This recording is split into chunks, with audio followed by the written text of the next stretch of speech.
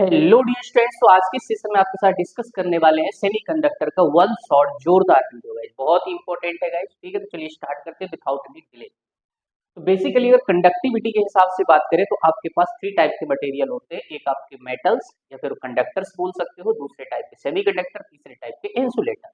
Clear है? तो आपके जो बीच वाले हैं सेमीकंडक्टर, क्लियर, इनकी जो कंडक्टिविटी होती है that is lies between conductor and insulator. Clear है? अगर एट एब्सोल्यूट या जीरो केल्विन टेम्परेचर पे बात करें तो ये इंसुलेटर की तरह बिहेव करते हैं, ऐसा आपने पढ़ रखा होगा। और ये थ्योरेटिकल क्वेश्चन यहाँ से बनता भी है और पूछा भी जाता है। ठीक है, एट जीरो केल्विन टेम्परेचर पे सेमीकंडक्टर जो होते हैं वो इंसुलेटर की तरह बिहेव करते हैं, बट इसमें कुछ अगर चेंजेस किए जाते हैं।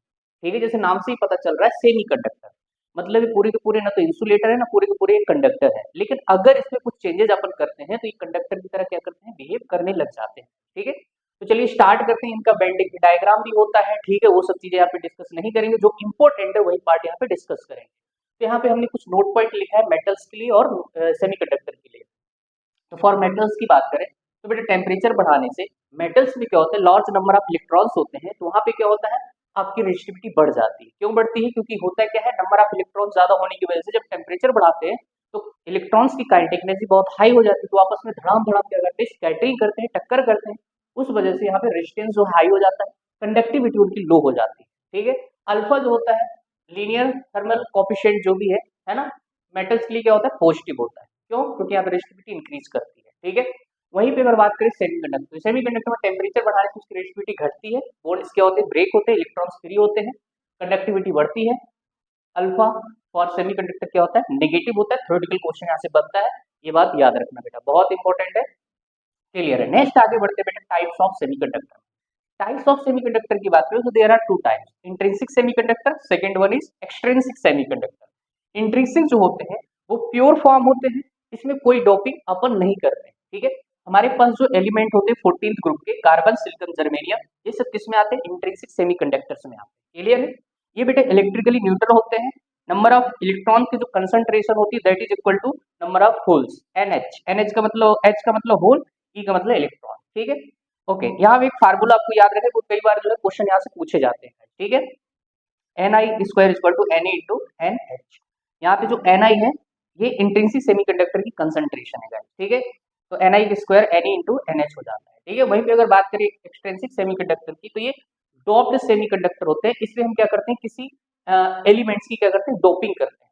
अब डोपिंग के बेसिस पर इसके जो है दो टाइप्स होते हैं, एक होते हैं आपके पी टाइप सेमीकंडक्टर, दूसरे होते हैं एन टाइप सेमीकंडक्टर। तो पी टाइप सेमीकंडक्टर तब बनते हैं जब हम क्या करते हैं, ट्राइवेलेंट की क्या करते हैं, डोपिंग करते हैं। ट्राइवेलेंट बोले तो जिनकी वैलेंस कितनी होती है, 3 होती है। ठीक है, और सेमीकंडक्टर में यहाँ पे अगर बात करें जो आपके प्योर फॉर्म यहाँ पे लिखे हुए हैं, इनकी वैलेंसी 4 होती है। क्लियर है? तो हम यहाँ पे अगर ट्राइवेलेंट की क्या करते हैं, डोपिंग करते हैं, आपके पी टाइप सेमीकंडक्टर बनते हैं। तो ट्राइवेलेंट में आपके 13th ग्रुप के एलिमेंट होते हैं, boron, aluminium, gallium, indium, short. ठीक है, ये सब किस में आते हैं, ट्राइवेलेंट के केस में आते हैं। ओके, तो यहाँ पे अगर बात करें तो मेजॉरिटी ऑफ होल्स होती है और माइनॉरिटी ऑफ इलेक्ट्रॉन्स होती है in case of P type semiconductor. ये भी क्वेश्चन पूछा जा सकता है। ठीक है, छोटे छोटे क्वेश्चन है, ये भी इलेक्ट्रिकली न्यूट्रल होते हैं, कंफ्यूजन के लिए पूछ सकता है, तो इसमें घबराने की जरूरत नहीं है। आपके जो भी यहाँ पे सारा लिखा है सबके सब क्या होते हैं, इलेक्ट्रिकली न्यूट्रल होते हैं। ठीक है, याद रखना ये क्वेश्चन जो कंफ्यूजन के लिए पूछ लिया जाता है कि मान लीजिए डोपिंग करते हैं तो जो आपके पास मटेरियल बन रहा है उसमें क्या होगा, वो इलेक्ट्रिकली न्यूट्रल होगा या जो भी है। एन टाइप सेमीकंडक्टर में जो अपन डोपिंग करते हैं दैट इज पेंटावेलेंट। पेंटावेलेंट में जो एलिमेंट आते हैं वो आपके 15th ग्रुप, जो आपके नाइट्रोजन, फास्फोरस, आर्सेनिक और एंटीमनी जो भी है, ठीक है, ये सब एलिमेंट जो है यहाँ पे आते हैं। ठीक है, इसमें क्या होती है, मेजॉरिटी ऑफ इलेक्ट्रॉन्स होती है, माइनॉरिटी ऑफ होल्स होती है in case of N type semiconductor. Sorry, clear है? तो ये था आपका क्या discussion about types of semiconductor. I hope ये चीज आपको अच्छे समझ आई होगी। नेक्स्ट बात करते हैं आपके पास बैंड डायग्राम की, एनर्जी बैंड डायग्राम भी बोल सकते हो आप इसको, है ना। ये बीच में जो होता है इजी, समझ रहे, एनर्जी गैप होता है।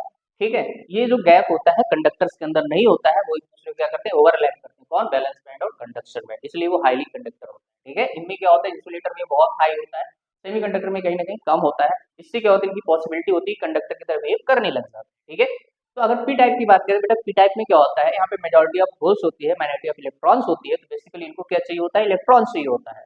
तो ये एक्सेप्टर की तरह बिहेव करते हैं। ठीक है, तो इनका जो एक्सेप्टर लेवल होता है क्लोज टू बैलेंस बैंड होता है। क्लियर है? एज हम कटोरा लेके किसके पास आते हैं, ये बैलेंस बैंड के साथ आते हैं, और इनको क्या चाहिए होता है, इलेक्ट्रॉन चाहिए होता है। तो ये एक्सेप्टर की तरह बिहेव करते हैं, कभी भी थ्योरेटिकल क्वेश्चन यहाँ से पूछा जा सकता है। ठीक है, तो याद रखना। तो इनका जो है सेप्टर लेवल कहाँ पे लाई करता है, just close to valence band, ठीक है।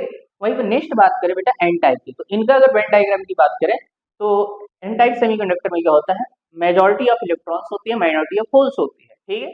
तो ये इलेक्ट्रॉन्स क्या करते हैं, डोनेट करते हैं, ये डोनर की तरफ बिहेव करते हैं, तो इनका जो डोनर लेवल है जस्ट ये कहाँ पे लाई करता है, क्लोज टू कंडक्शन बैंड, ठीक है। ये अपने इलेक्ट्रॉन्स कहाँ पे दान करता है, जाके कंडक्शन बैंड, ठीक है। तो यहाँ पे आप बोल सकते हो donor level lie just below the conduction band, ठीक है। आई होप ये चीज गाइस अच्छी समझ आ गई होगी, ठीक है। तो ये था बेसिक इन्फॉर्मेशन। अभी आगे बढ़ते हैं, ठीक है। पी टाइप और एन टाइप सेमीकंडक्टर को मिलाएंगे तो बनेगा पीएन जंक्शन, उसकी जो है बातें आगे अपन नेक्स्ट हमारा पीएन जंक्शन। पीएन जंक्शन कैसे बनता है, जब पी टाइप और एन टाइप के सेमीकंडक्टर को मिक्स करते हैं तो आपका पीएन जंक्शन बनता है। और आपको ये भी सिखाया गया है कि पी टाइप सेमीकंडक्टर में मेजॉरिटी ऑफ होल्स होती है, माइनॉरिटी ऑफ इलेक्ट्रॉन्स होती है, एन टाइप सेमीकंडक्टर में मेजॉरिटी ऑफ इलेक्ट्रॉन्स होती है, माइनॉरिटी ऑफ होल्स होती है, ठीक है।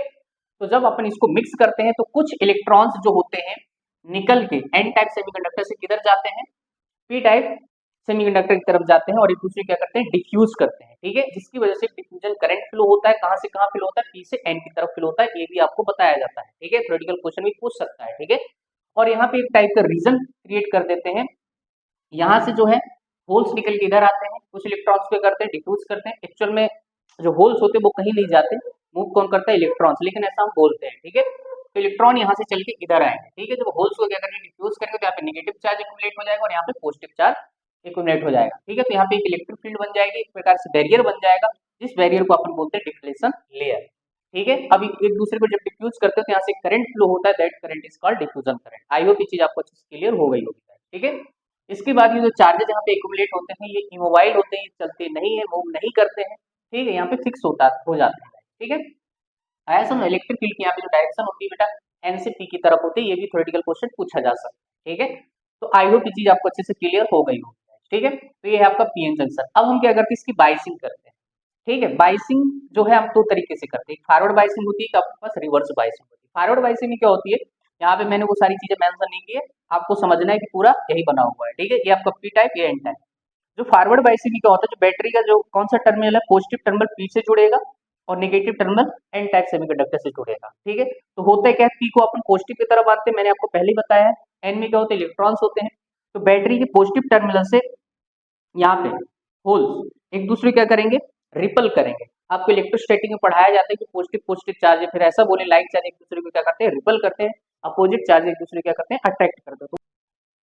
तो वही चीज यहाँ पे आपको समझना है, बैटरी का जो पॉजिटिव टर्मिनल है पी टाइप से जुड़ा हुआ है, ठीक है। तो पी टाइप में क्या होते हैं, होल्स होते हैं, होल्स को अपन पॉजिटिव की तरह ट्रीट करते हैं, ठीक है। तो यहाँ पे क्या होगा, रिपल्सन होगा, और सिमिलर यहाँ से रिपल्सन होगा, तो इसकी जो विड्थ होती है वो क्या हो जाती है, डिक्रीज होती है, ठीक है।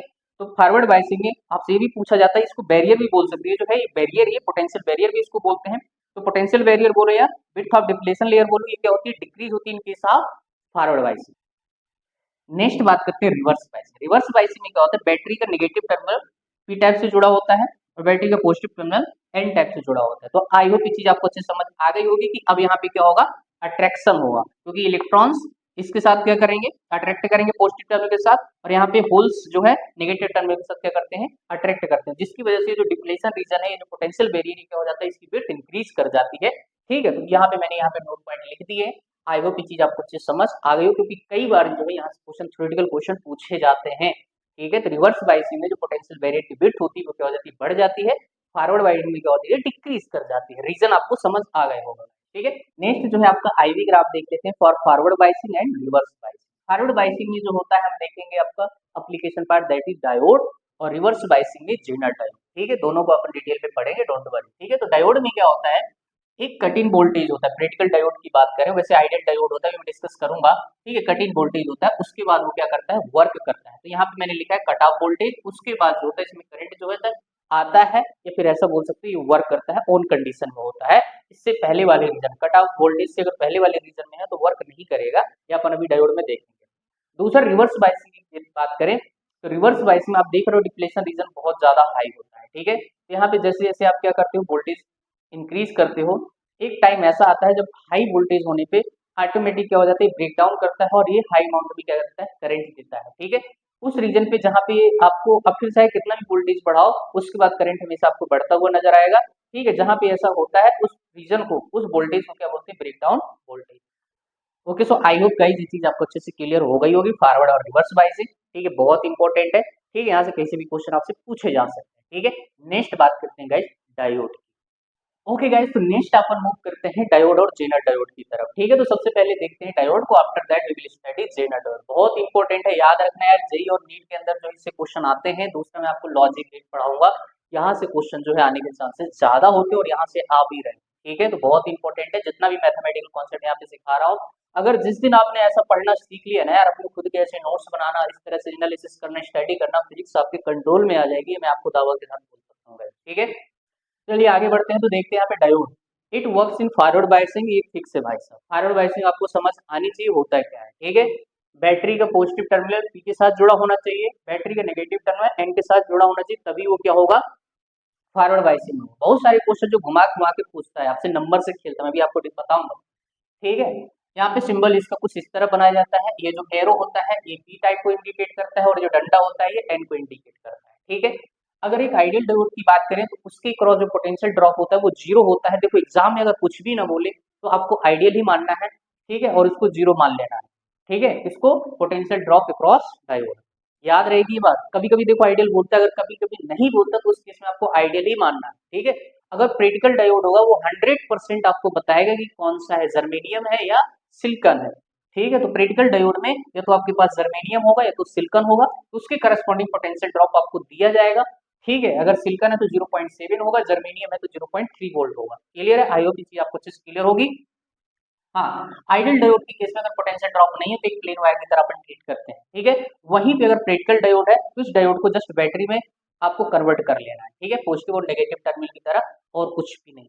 ठीक है, आई होप ये चीज आपको अच्छी समझ आई होगी, सब कुछ यहाँ पे बताया हुआ है। ठीक है, नेक्स्ट जो आपको चीज देखनी है वो इनपुट वोल्टेज जो है, डायोड वोल्टेज या कट इन वोल्टेज से ज्यादा होना चाहिए, तभी डायोड आपका क्या करेगा, कंडक्ट करेगा। ठीक है, हाँ, आपको ये भी चेक करना पड़ेगा, कई बार क्वेश्चन जो डायरेक्ट चले जाते हैं, अभी नीट और जेईई मेंस में रिसेंटली पूछे गए क्वेश्चन है, आपको 4 ऑप्शन दे दिए जाएंगे, उसमें पूछेगा बताइए कौन सा जो है फॉरवर्ड बायसिंग में है। तो आपसे जस्ट नंबर से खेलता है, नंबर से खेलना आपको आना चाहिए यार। ठीक है, जैसे मैं बोलूँ -1 वोल्ट और -3 वोल्ट, इसमें से कौन सा नंबर ज्यादा है। जैसे मान लीजिए पी को जोड़ दिया और ये एन को जोड़ दिया, तो अब ये बताओ अगर ऐसे नंबर दे दिए तो आप क्या सोच सकते हो इससे।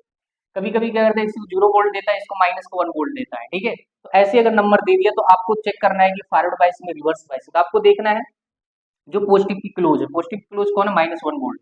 या फिर नंबर देख सकते हैं ज्यादा नेगेटिव है कम नेगेटिव है, ऑब्वियस सी बात है कि कौन सी बायसिंग में आएगा, फॉरवर्ड बायसिंग में आएगा। ये भी कौन सी बायसिंग में आएगा, रिवर्स बायसिंग में आएगा। अगर मान लीजिए मैं उल्टा कर दूं, -3 वोल्ट और ये -1 वोल्ट, मतलब पी जो है -3 वोल्ट पे है और जो है -1 वोल्ट पे है, तो ये कौन सी बायसिंग हो जाएगा, रिवर्स बायसिंग हो जाएगा। ठीक है, आई होप की चीज आपको अच्छे से क्लियर हो गई हो।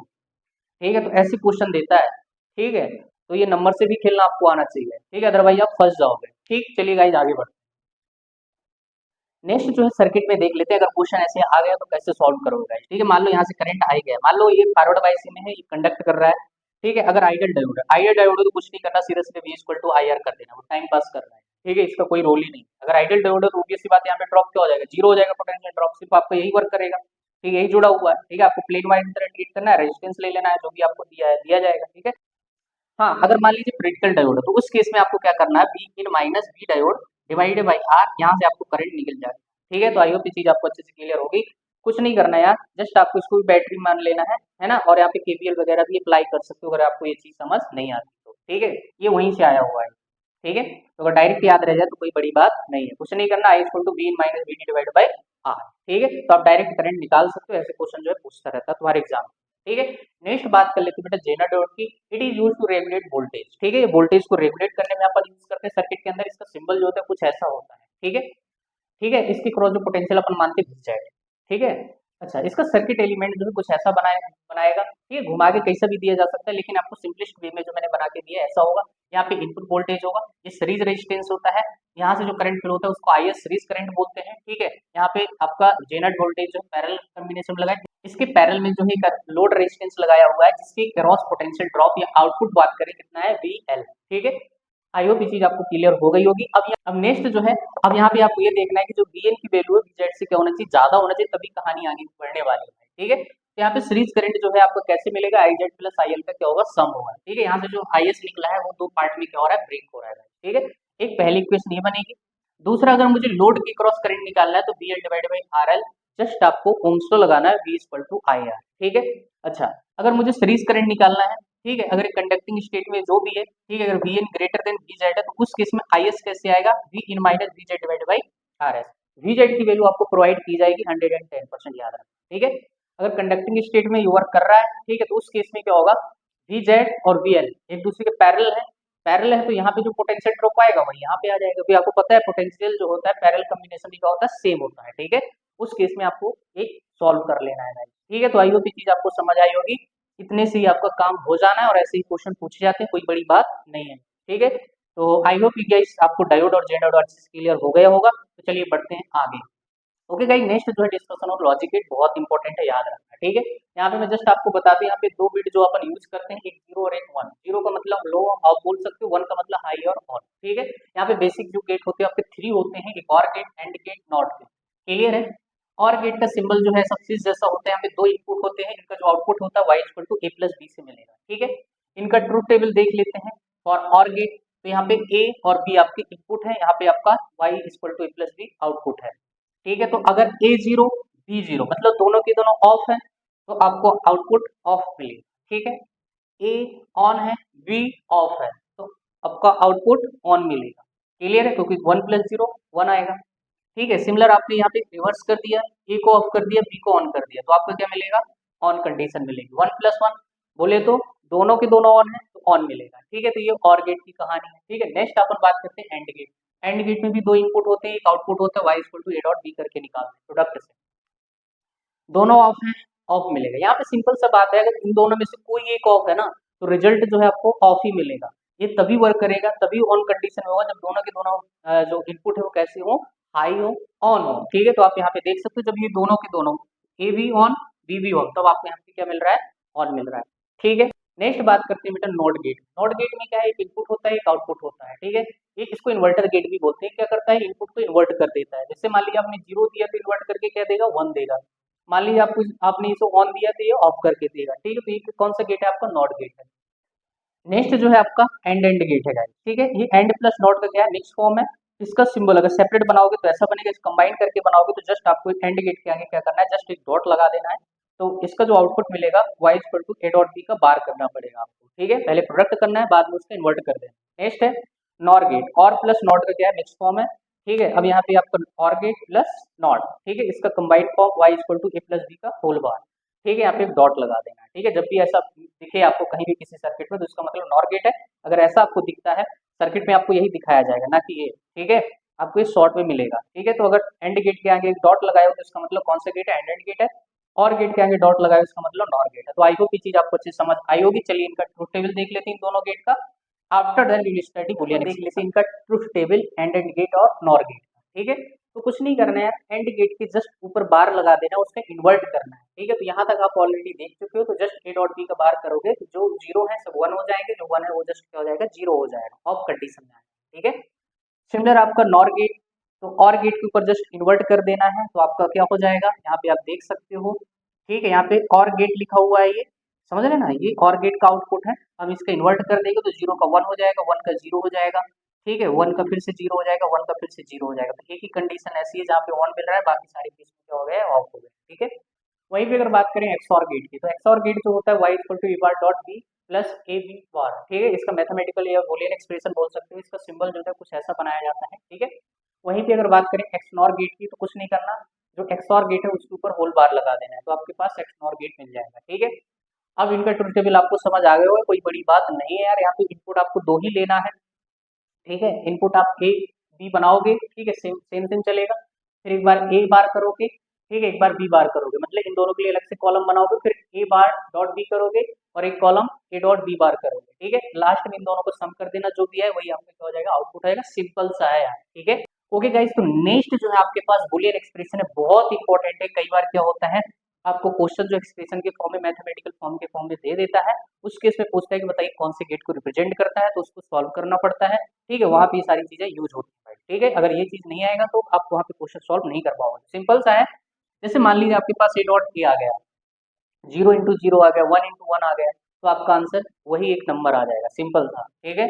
ए का डबल बार, ठीक है, जैसे मान लीजिए मेरे पास इनपुट कितना था, 0 था, 0 को एक बार बार करोगे 1 आएगा, 1 का फिर से अगेन बार करोगे तो 0 आ जाएगा। ठीक है, मतलब जो था वही आ जाएगा।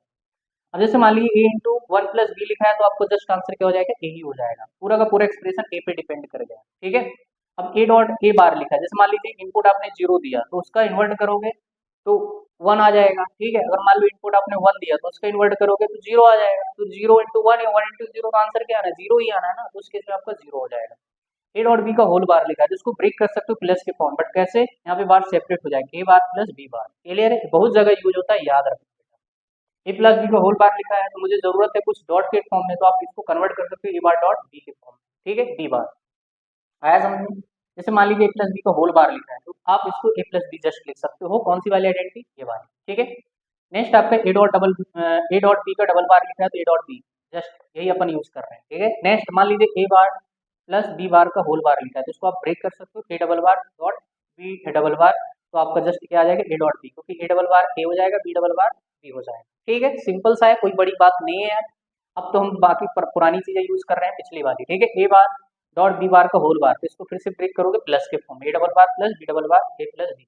आई होप ये चीज आपको अच्छे से क्लियर हो गई होगी। ओके गाइस, तो आई होप ये चीज आपको अच्छे से क्लियर हो गई होगी। नेक्स्ट जो है मैं आगे एक बात और आपको बता दूं, जो यहाँ पे हमने नॉर गेट और एंडेड गेट पढ़ा है, इनको यूनिवर्सल गेट भी बोलते हैं। क्यों, क्योंकि इनसे आप दूसरे गेट प्राप्त कर सकते हो। ठीक है, बना सकते हो। ठीक है, तो आई होप ये चीज आपको क्लियर हो गई होगी। नेक्स्ट जो मैं बात करने वाला हूँ, मैं आपको एक चीज और बता देते हैं, यहाँ पे ग्राफिकल के फॉर्म में कभी कभी क्या सोलर सेल से रिलेटेड, एलईडी से रिलेटेड जो है क्वेश्चन पूछे जाते हैं, तो मैं आपको यहाँ पे ग्राफिकल फॉर्मेट में सारे जो है forward reverse biasing solar cell LED का जो है ग्राफ यहाँ पे रिप्रेजेंट कर देता हूँ, जिससे आपको सारी चीजें जो है क्लियर हो जाए। नेक्स्ट गाइड एडवांस में आपको एक चीज और बता देता हूँ, आईवी ग्राफ। ठीक है, हम एलईडी भी पढ़ते हैं, सोलर सेल भी पढ़ते हैं, फोटो डायोड पढ़ते हैं, जेनर डायोड पढ़ते हैं, डायोड पढ़ते हैं। ठीक है, उससे रिलेटेड एक ग्राफ यहाँ पे मैंने प्लॉट किया हुआ है। ठीक है, एलईडी की बात करेंगे तो फर्स्ट कोऑर्डिनेट फॉरवर्ड बाइसिंग में होगा, सोलर सेल फोर्थ कोऑर्डिनेट, इसमें कोई बाइसिंग की जरूरत नहीं होती है। ठीक है, इसमें अपन कोई बाइसिंग नहीं करते। नेक्स्ट है आपका photo diode, third coordinate reverse biasing. ठीक है, यहीं पे आपका जेना डायोड भी आता है गाइस। ठीक है, तो आई होप ये चीज आपको अच्छे से समझ आई होगी।